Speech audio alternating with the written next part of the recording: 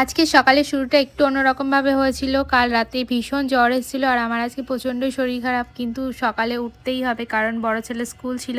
ওকে স্কুলে পাঠিয়ে তারপরে এসে একটু শুয়েছিলাম দেখো। আর এই যে এখন ছোট ছেলে উঠে গেছে, তাই আমিও উঠে পড়লাম আর রান্না করতে হবে। বর অফিসে বেরোবে।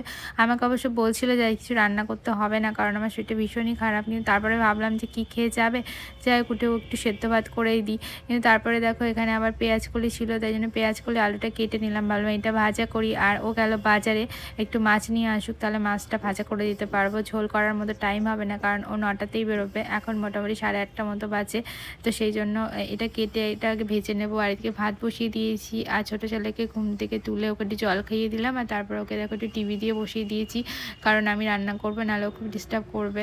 কোনো একদিন যদি শরীরটা খারাপ থাকে সেদিন সব কিছু সামলাতে, রান্নাবান্না করতে, বাচ্চা সামলাতে যে কী কষ্ট হয় সেটা একমাত্র আমার মতো যারা আছে তারাই হয়তো জানে।